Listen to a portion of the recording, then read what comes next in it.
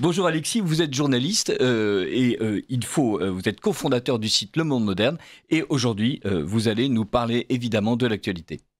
Et l'actualité, c'est évidemment le budget 2026, hein, tout et n'importe quoi. C'est-à-dire qu'on a eu le Parti socialiste, hein, qui a décidé de sauver ce gouvernement déjà mort-né de Lecornu 2 pour dire, bon, bah écoutez, nous, ce qu'on veut, c'est discuter et voir si on peut arriver à quelque chose. On a vu, c'est à 15 heures aujourd'hui que les discussions vont commencer, à savoir si un compromis va être trouvé sur ce budget Frankenstein, selon un des rapporteurs de ce budget, Éric Coquerel de la France Insoumise. Budget où effectivement on a vu tout et n'importe quoi arriver. De la taxe Zuckman pour taxer les milliardaires est écartée, mais les députés, les représentants de la nation ont quand même eu beaucoup d'ingéniosité pour chercher des nouvelles taxes à n'importe quel prix. Et puis les retraités aussi vont être préservés en partie. Enfin, tout dépend évidemment du débat qui va s'en suivre. Alors, est-ce qu'un budget est possible? Visiblement oui, mais ce sera le même, visiblement, que celui de Michel Barnier il y a de ça plus d'un an. On fait du surplace, si ce n'est pas aller en arrière. C'est vraiment extraordinaire de voir la façon dont la France peine à se doter d'un budget. Pendant ce temps-là, les agences de notation, elles, continuent de dégrader la note de la France. Aujourd'hui, la France devrait être notée, je crois, par Standard & Poor's, qui va sans doute dégrader encore une fois la note de la France sur sa capacité à emprunter sur les marchés internationaux.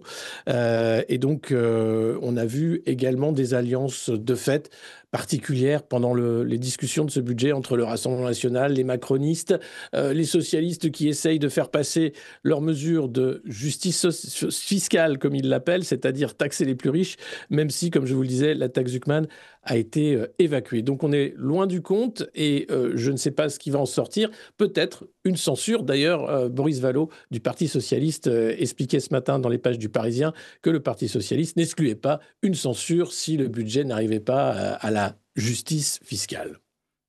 Alors, il y a quelque chose qui m'a fasciné, c'est que le grand Manitou nous explique à quel point le pays a besoin de stabilité, Oui. autrement dit d'immobilisme autour de ce pivot grippé, et je parle de lui-même, et le monde bouge en fait. Plus on nous explique que cette stabilité est obtenue au prix d'acrobaties parlementaires aberrantes se manifeste, plus au contraire le monde nous explique, eh ben pas du tout, vous êtes politiquement stable mais vous êtes financièrement dégradé, vous êtes politiquement stable mais vous êtes internationalement méprisé. Et donc la stabilité n'existe que dans l'espace mental de Macron et des parlementaires français.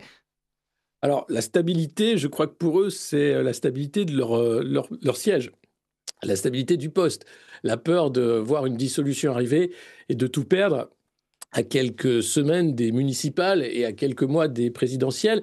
On voit bien que tous, aujourd'hui, autant qu'ils sont, cherchent à s'accrocher, sauf le Rassemblement national, hein, qui pousse pour une dissolution, et la France insoumise en partie. Mais pour ce qui est du bloc central, hein, ce socle commun, chacun de ces députés a trop à perdre pour eh bien, ne pas vouloir cette stabilité. Donc la stabilité, elle n'existe pas, sauf pour la stabilité du mandat qui leur a été donné après la dissolution de 2024. Et on voit bien où ça mène, c'est-à-dire dans le mur, nulle part.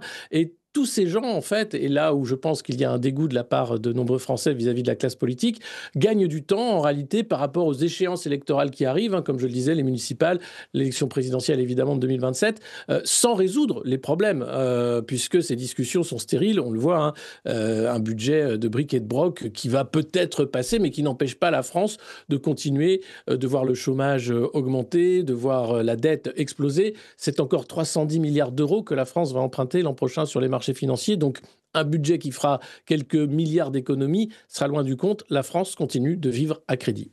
Voilà, elle empruntera 310 milliards d'euros à des taux de plus en plus élevés, Élevé, avec une différence de plus en plus marquée vis-à-vis des autres pays européens, et bien notamment sûr. vis-à-vis de l'Italie, dont on nous expliquait à quel point il était nécessaire qu'on en ricane, et qui finit par avoir des taux meilleurs que les nôtres.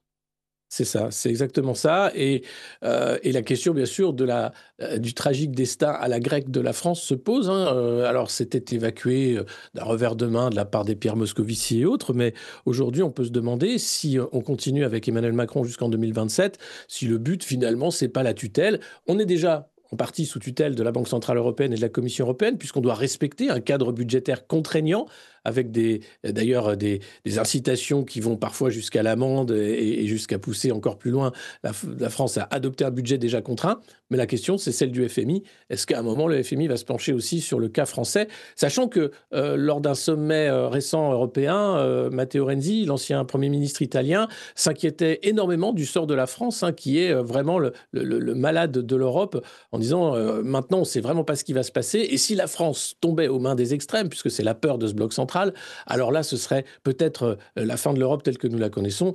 On peut le souhaiter, évidemment.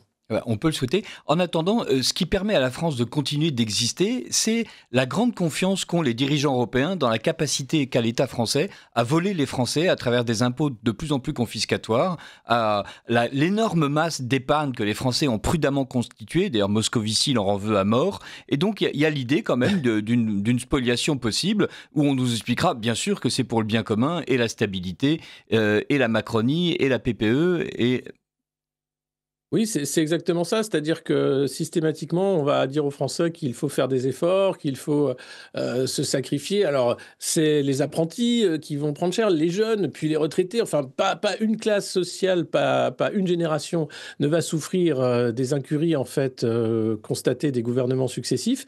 Et on voit bien que ça ne change rien finalement à la note française, à la place de la France, mais surtout au déclin français et européen que nous vivons en ce moment, malgré le déni de nos responsables politiques qui s'entêtent dans des politiques qui ont fait leurs preuves pour finalement saccager l'industrie française et européenne. Eh bien, merci beaucoup Alexis Poulain. Restez avec nous puisque nous allons poursuivre une passionnante discussion sur sexe, science et censure. Voilà, on a l'impression d'une espèce de film très bizarre. Non, pas du tout. C'est un très bon livre de Leonardo Orlando et Peggy Sastre, paru aux éditions de l'Observatoire.